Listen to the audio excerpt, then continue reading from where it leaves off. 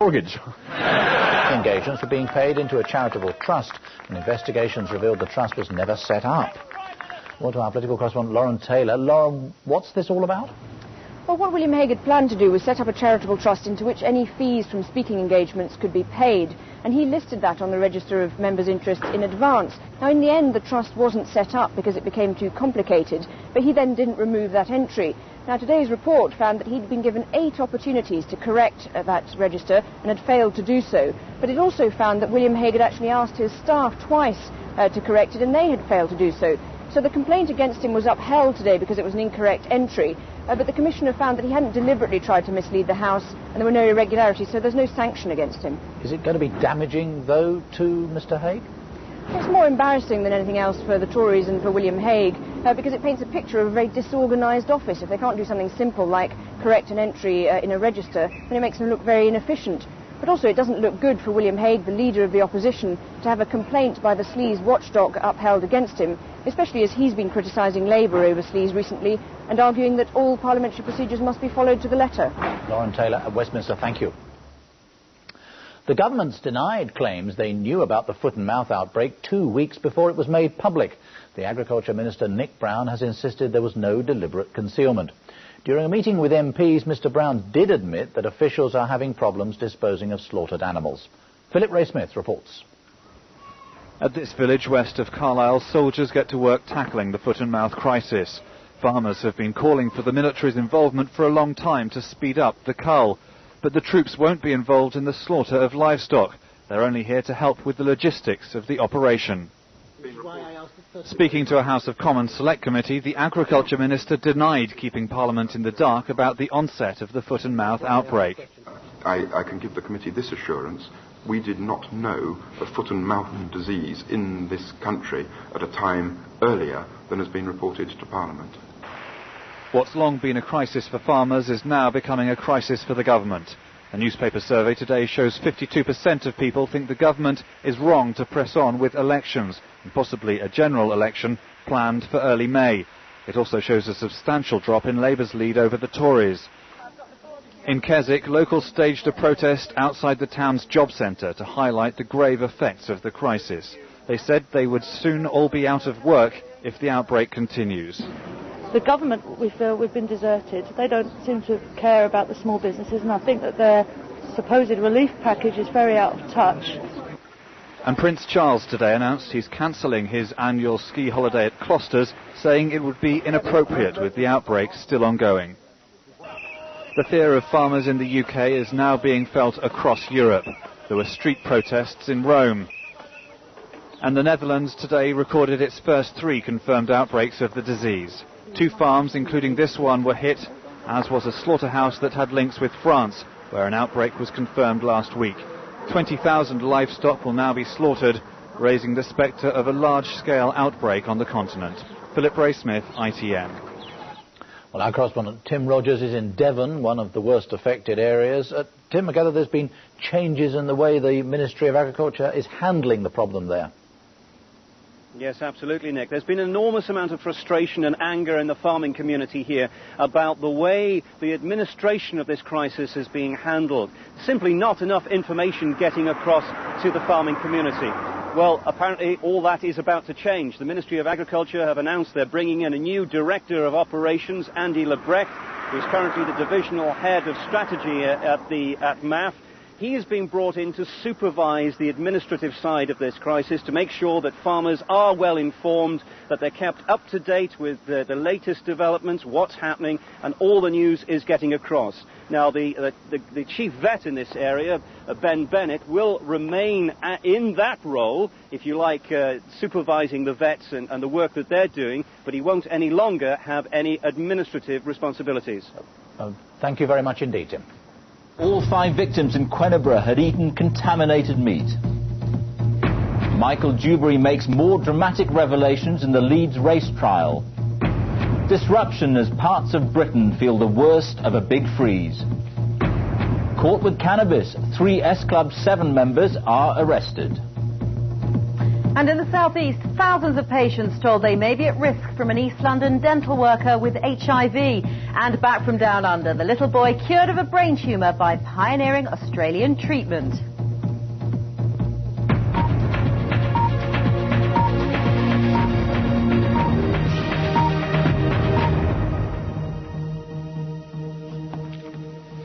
Good afternoon and welcome to the BBC's news at 1 o'clock. Age-old methods of slaughtering and butchery were the most likely causes of the 5 deaths from CJD, the human form of BSE, at Quenebra in Leicestershire. A report into the deaths found that old butchery techniques, which were legal at the time, had probably allowed contaminated meat to get into the food chain. The 5 victims, who died over the last 3 years, represent the first known CJD cluster in Britain. Our health correspondent, Navdeep Dariwal, is in Quenebra. Navdeep. George, the focus on Quenebra has been since 1989, since the first identifiable cluster in this country was identified. Since then, 5 people in this village or around this village have died from CJD. Scientists have been desperately trying to find out if there's a common cause between all 5 of them. They've ruled out school dinners, they've ruled out blood transfusions. Now they're looking at meat food supply. This morning, the quiet village of Quenebra was snowed under.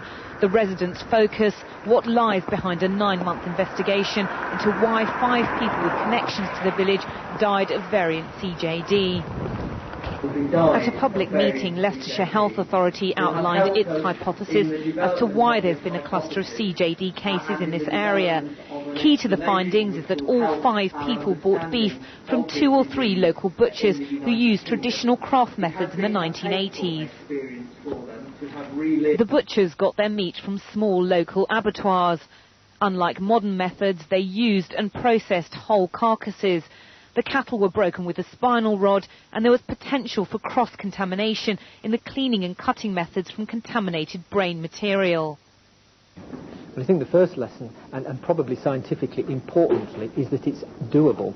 A lot of people at the outset of this said to us, you will never be able to find this, you will never find an association, it is too long ago.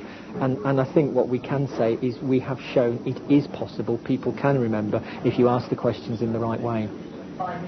Some residents feel that although those processing methods were used locally, there's still no explanation as to why Quenebra. I can understand that the way they've tried to sort of prove that the people infected in this area are how it's happened. But as regards butchering practices in this area are no different from the rest of the country or the rest of the world. The meat processing identified in this area of Leicestershire was legitimate and traditional in the 1980s. Now the focus will be on how significant these findings are in explaining cases elsewhere. Scientists say that this is important research. It's a great breakthrough because they have been able to go back and identify where the problems they see them are. But they also say that this is one small study, and obviously the hypothesis needs to be tested elsewhere to see how significant this could be to identify other CJD cases around the country. George. Navdeep, thank you very much. Let's talk now to one of the country's leading experts on BSE, Professor Hugh Pennington. He's in our Aberdeen studio. Thank you for joining us. Before we get into talking about the lessons of this inquiry, can you tell me briefly how important an inquiry it has been and whether you think it's a thorough one? Some people have branded it speculation.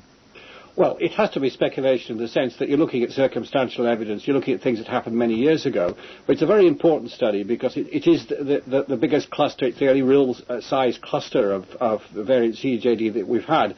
And it's only by studying clusters that we can look for factors in common that all the unfortunate victims shared, as I said, many years ago. So it's a very important study, but a very, very difficult study because of the time lapse, because of the nature of the organism. Well, it isn't even an organism, but the agent and so on. Professor, I mean, as I understand it, the report talks about particular practices in this particular area. So can one then extrapolate and say this is true for other places?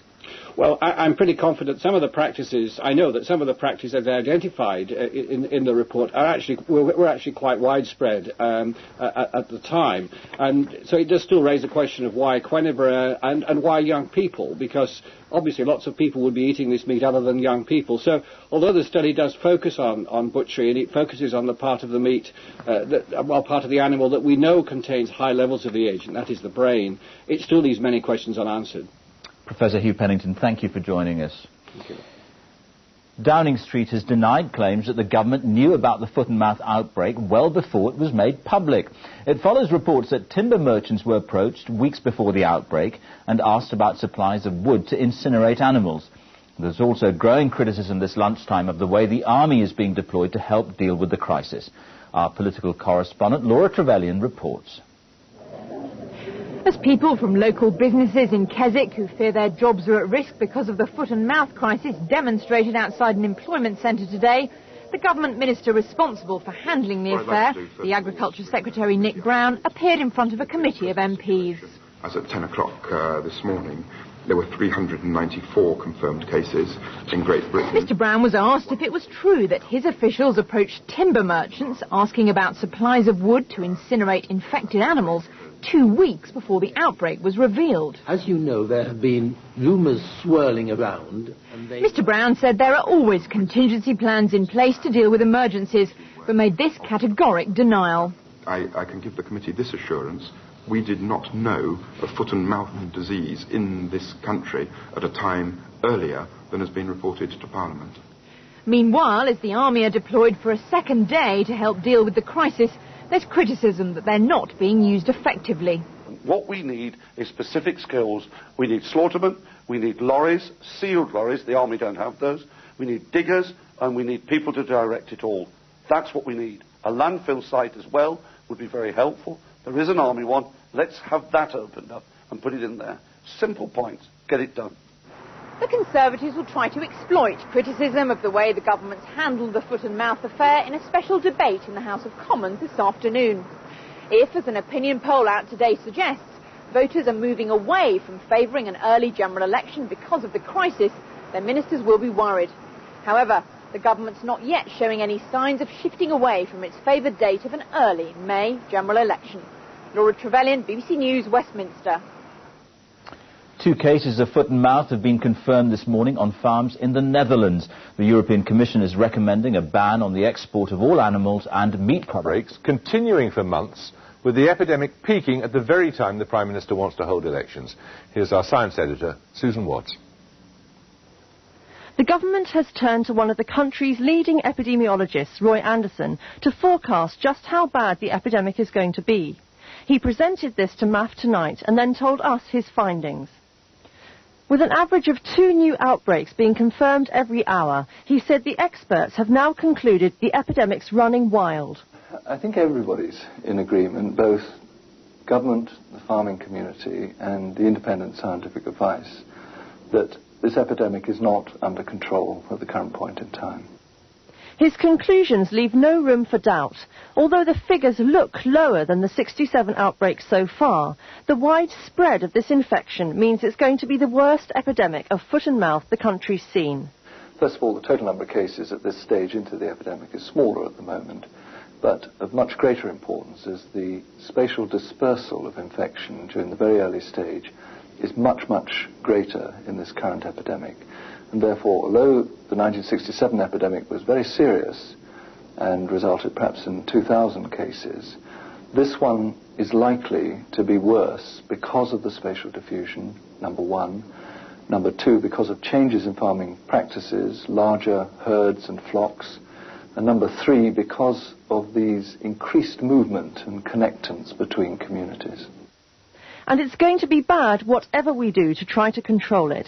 His projections suggest the infection is not going to peak for many weeks to come, and it's going to be at least 5 months before foot and mouth is eliminated.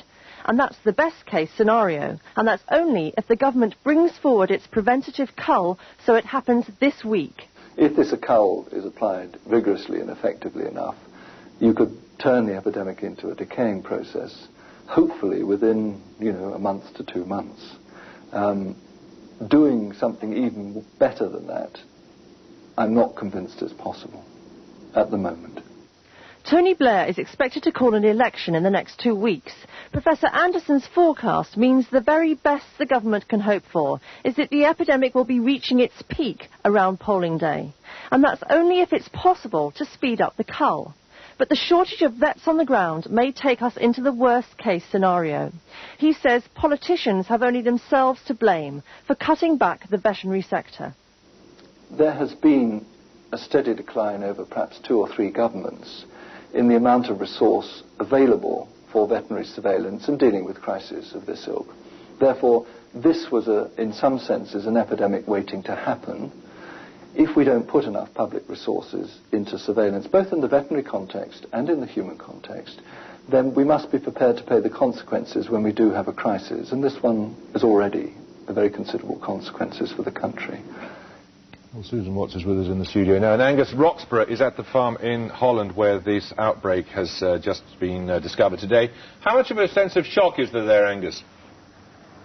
I think there's a great sense of shock. The Dutch really had taken more swift and more stringent precautions than almost any other country in Europe to prevent the disease from crossing the English Channel. You remember pictures perhaps almost a month ago where they were destroying sandwiches and food being brought in by passengers on ships arriving at Dutch ports. They also slaughtered 4,000 sheep that had been imported from Britain almost within days of the crisis arising in Britain itself. So they felt they'd done everything, and yet still the disease had got through their defences. Now, Susan Watts, that prognosis there from that distinguished epidemiologist called in by the ministry to say what's going to happen is amazingly gloomy, isn't it? It is. It's very bad indeed. This is actually the first hard forecast we've had. And he's talking about many thousands of outbreaks. We're sat here in the middle of the 5th week, and we're looking at possibly another 5 months of problems. Now, Angus, in Holland, are they approaching this outbreak differently to the way it's been approached here? In some ways, yes. One interesting thing that they're doing is that they are vaccinating animals which are, in any case, due to be slaughtered. The Dutch, of course, are quite keen to carry out a wider vaccination programme in a sort of circle around any infected areas to prevent the disease from breaking out further. They can't do that under EU regulations at the moment, but that's going to be looked at again by the EU's vets at the end of this week at the Dutch, at the request of the Dutch. So that may change in the end. In the meantime, though, they've got this sort of belt and braces approach. They're slaughtering animals in the infected areas, but in the interim period, until they can be killed, they're also vaccinating them. Is there any consideration being given to vaccination here, Susan? Well, I think it's still a possibility. What Professor Anderson made very clear tonight was that we have very little time in which to make these decisions. We have a 1-week window, in effect, to get the cull underway. It doesn't look likely that that's going to happen, given the logistical problems on the ground. And then they have some options there. He was talking about possibly a more intense, focused cull in really bad regions, or possibly the idea of vaccination. But it may be too late for this earlier thought of ring vaccinating and containing the problem. But there's already a backlog of 130,000 animals which are due to be slaughtered. I know, it's a huge problem, and everyone is acknowledging the actual logistics of this may be the thing that does it in the end. Thank you both very much. Well, no minister was able to join us there tonight, but here in the studio we have the Liberal Democrat Agriculture spokesman, Colin Breed, Labour's David Drew, committee, and the Tim Yeo is in Westminster. Gentlemen, this looks as if, on the basis of that, a great deal worse than it seemed, and it clearly is out of control. Colin Breed? This is quite devastating news, and I think, yes, it is out of control. I think, to a certain extent, it's been out of control on the ground, almost from the word. The Minister was able to make some very quick decisions for which we supported him. But I think it's become quite evident that there was no real contingency plans which would click into place to give effect to those decisions. David Drew, whatever may have been said, Nick Brown last week said that he thought it was now under control. The fact is, we've never got ahead of this disease. It's a very difficult and desperate situation. I think there is a differential picture out there. Certainly the 3 hotspot areas, Dumfries and Galloway and Cumbria and Devon, are really very, very difficult. But the rest of the country, clearly, measures can be brought into effect quickly now, and that's the thing we need to do. We need to take quick, effective action. Everyone seems agreed on what we need to do, and we must get on with it. Well, quick, effective action has been needed from the start, hasn't it? And here we have a backlog of over 100,000 cattle even waiting to be slaughtered. Part of the problem there is that we were tracing the disease, and the animals were spread out much more quickly than anyone really had anticipated. But these animals have been identified. Some have. And the problem is, 100,000 that have been identified. The problem is there are two ways in which, of course, it can be spread. One is by animal contact, the other is by airborne. It's the second which is the most difficult one to deal with. Tim Yeo, you, until very recently, supported the government, so you presumably don't accept that it has been mishandled. No, I'm afraid that we've been saying now for the last 2 weeks that much more urgent action was needed. It was 10 days ago I asked for the army to be brought in. They're still only being used in an advisory role. It was a week ago I suggested that vets should be able to order immediate slaughter to try and reduce the rate at which the disease was spreading. That still isn't happening. And that's why in the last 6 days the number of animals awaiting slaughter, the waiting list, has risen by 2/3. Yesterday the number of carcasses awaiting disposal rose by 16,000 to 80,000. What's so worrying about Professor Anderson's forecast is that because the government isn't able to keep up with events now, how much worse it may get in the next few days. Well, what is your suggested course of action?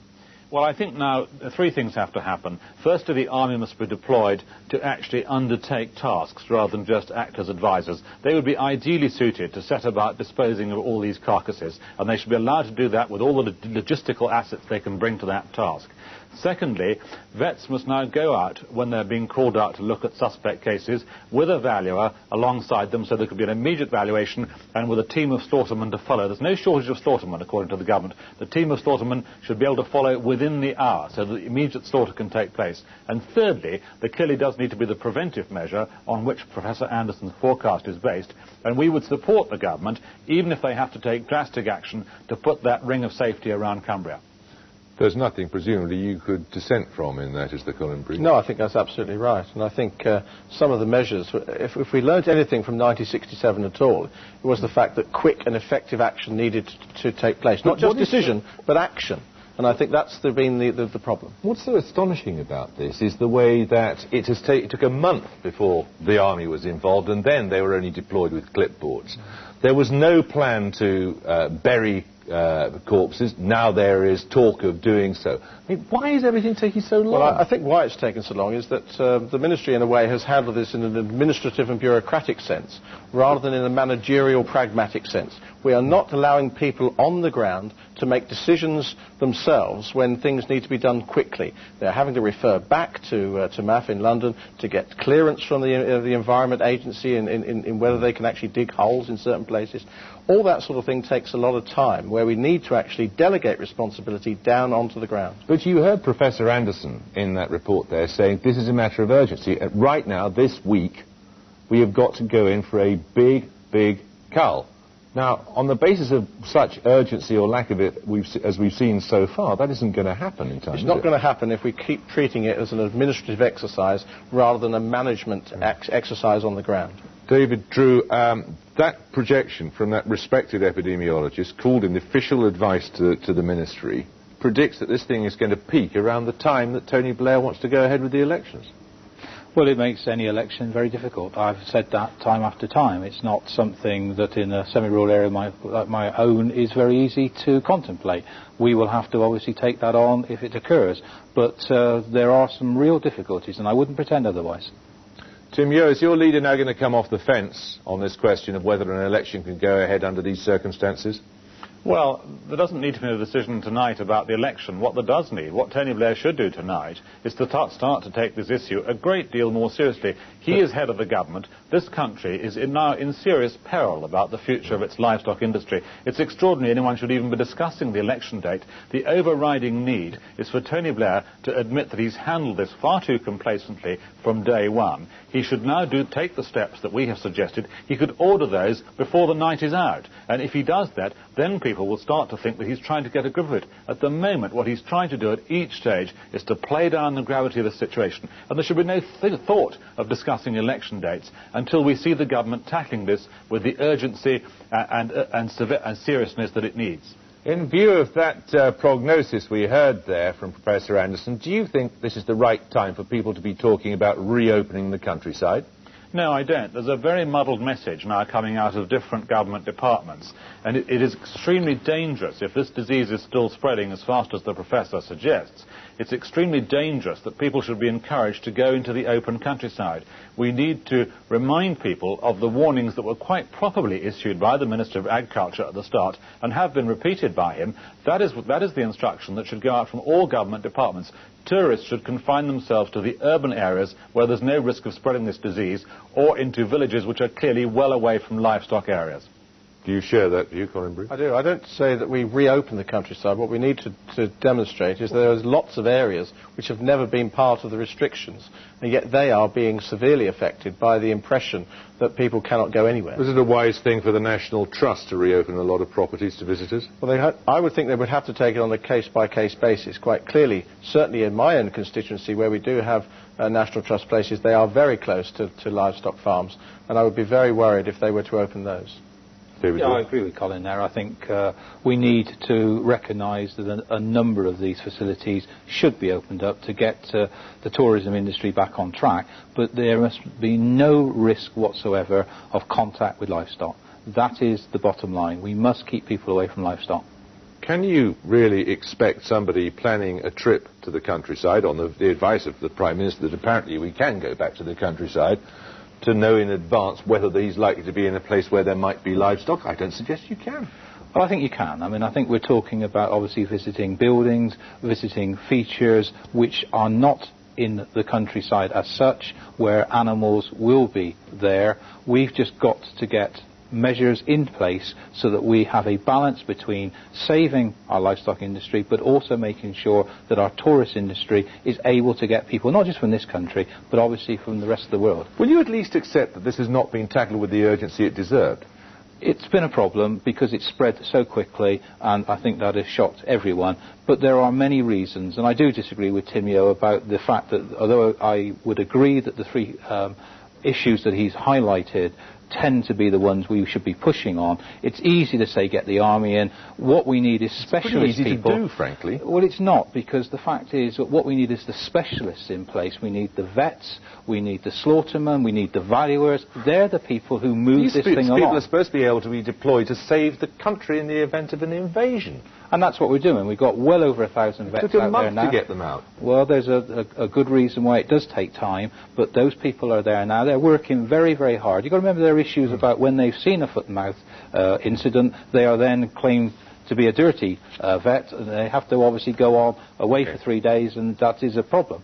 Thank you all very much. The government doesn't give a damn. In the spirit of our series from the troubled estates of Salford, we've been in the border country between England and Wales, home of Brynnle Williams, the man who led last autumn's fuel protest.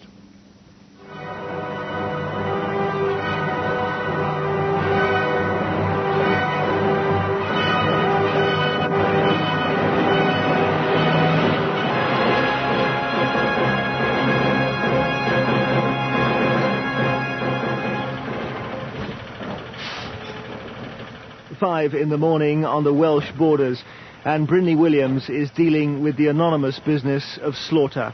For the first time since the foot and mouth outbreak started, he's been able to move animals off his farm. We had 6 last week, should have gone, but because the abattoirs were all closed, we couldn't take anything in.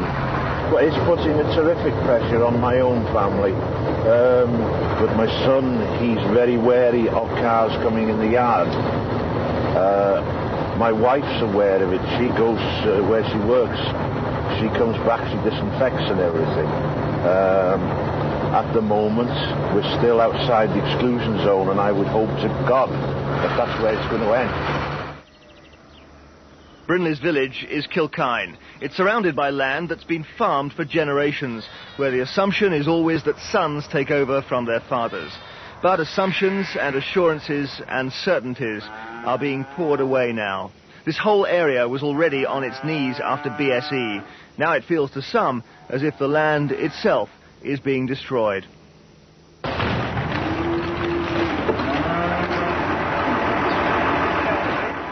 Robin, Brynnle's nephew, has a dairy farm next door and music while he works. He's getting ready for a long day with 300 cows to milk, but the stress is affecting him, and he's now beginning to wonder if all this is worth it. I mean, I don't want to work all the hours I do. What I would ideally love is to farm, but only farm 50, 60 hours a week and have time with my family and, you know, and time to have hobbies or whatever. But it's just not viable at all at the moment. There are very few small local abattoirs left in North Wales, but thankfully for Brynnle Williams, there's one near his farm. Have you given Brian all the documents yet? Yes, he's had all the What's paper. coming off first, cattle? Cattle, there's 5 cattle. And the timing of this visit is critical. His cows have just reached 30 months. After that, they can't be killed for human consumption. It's a rule brought in because of mad cow disease, and it means that cattle older than 30 months plummet in value. When they're killed, they're burnt. In all fairness, what the slaughterhouses are doing, or the abattoirs, they're taking cattle in that are approaching 30 months because they're aware that these animals, if they are allowed to go an hour over the midnight of their 30th month birthday, they will be destroyed. So farmers who've not been able to take their cows to slaughter in time find themselves looking after cattle that are worth next to nothing. And the price of livestock is tumbling too. The foot and mouth outbreak has made supermarkets offer less for meat, so many now work with a sense of impending financial doom. I got 6, I think, for the 24th. 24th this month, yeah? Yeah, they've got to be in by the 24th. Which is Saturday. Yeah. Well, we know we're on the 9th, aren't we? Yeah. No, 8th. He said that 2 weeks to take them, haven't we? Yes. Okay. The numbers are no better for dairy farmers. The price of milk is so low, they feel they hardly earn enough to get by. Everything you try and do goes downhill.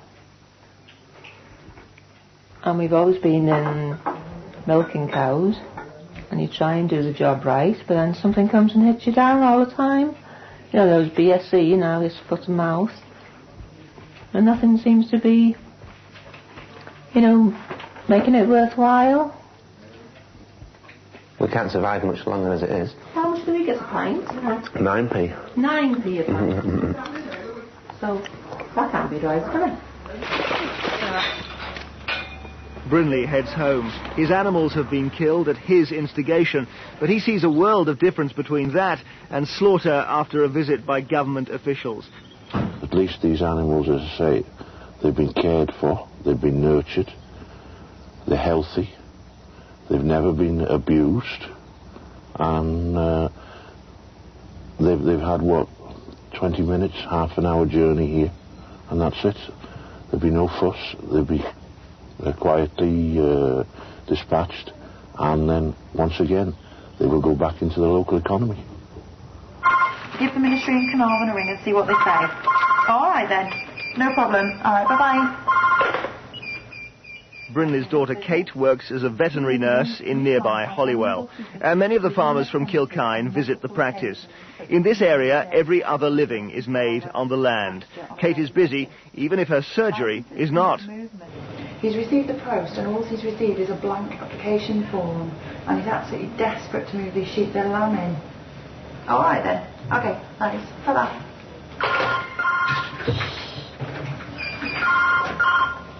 Don't want any surgery? Farmers are telephoning her all the time, trying to arrange licenses to move their animals. Farmers are not calling us out unless they absolutely need to. Also, we're only doing emergency work. And yeah, it's had quite a lot of effect on us at the moment, even though we're not in a foot and mouth area. People are generally frightened because of the work situation. We have had asked one of the vets to look for another job. She left a month ago. In the past week, foot and mouth has crept ever closer to Kilkine. The A55 is only 5 miles away, and the road is being used to ferry carcasses from Anglesey to Widnes. The carcasses pass, but the fear stays.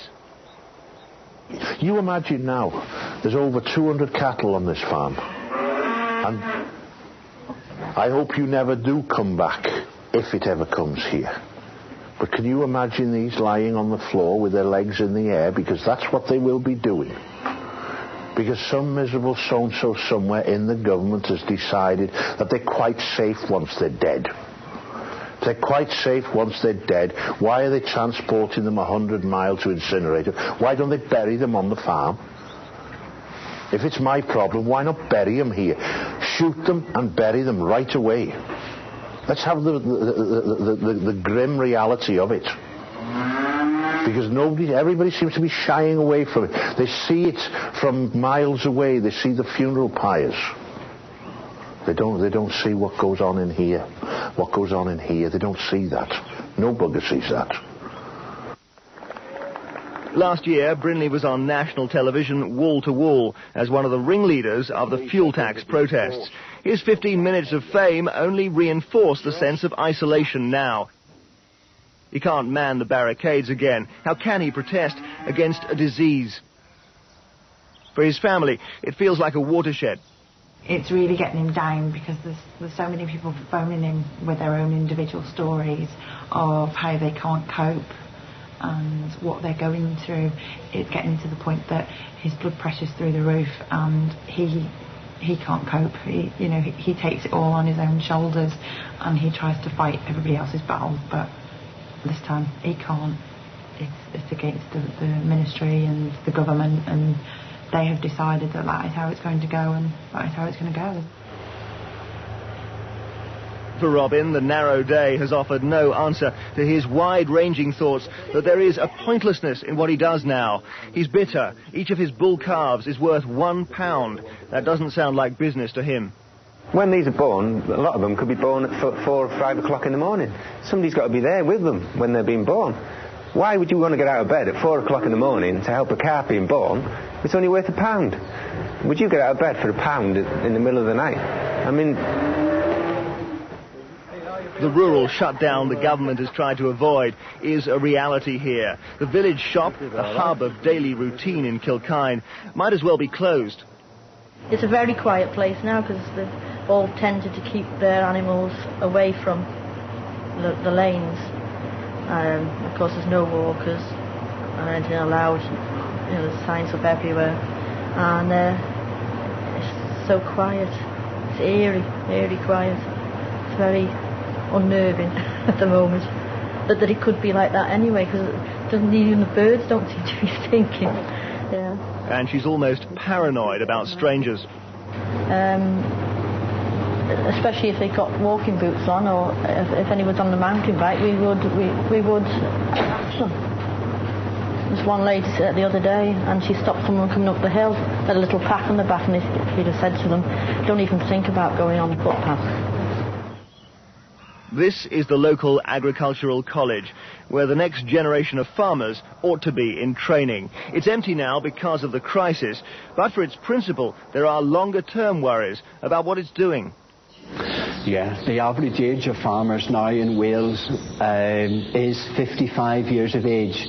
But interestingly, over 50% of farmers are over 60 years of age.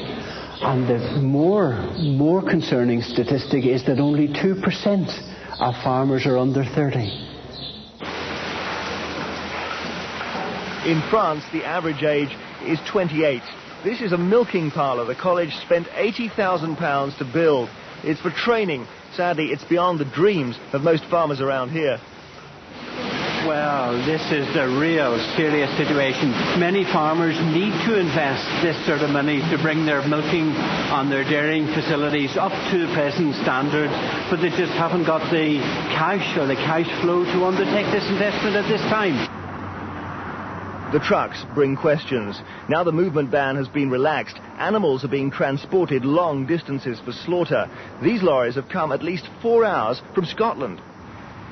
Is there really need to pass, I believe it's some 14 abattoirs all the way from Scotland down to North Wales. This practice is going on day and night.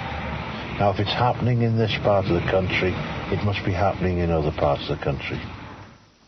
She'll have that. It is the uncertainty that pervades everything. No longer at the head of a nationwide protest, Brynnle Williams is simply trying to work out what the future is for his own farm. And tomorrow will be coordination. And unless we deal with this more urgently, we are not going to get it under control. Getting the measures in place that allow us to eradicate the disease. And as for postponing the local elections, because those are the elections that are set for May the 3rd, I understand the argument. I'll listen to the argument. As long as you realise there are also voices on the other side, particularly from the tourist industry, who say, well, don't send a message to the outside world that we're in some state of quarantine or the country's closed for business. Well, just perhaps, in the next few weeks, I wonder if the leader could share with the House the government's preparation for how the foot and mouth crisis will be dealt with at ministerial level during a general election campaign, because she will be aware that there are quite strict codes of conduct as far as ministries and ministers are concerned in handling matters, making announcements.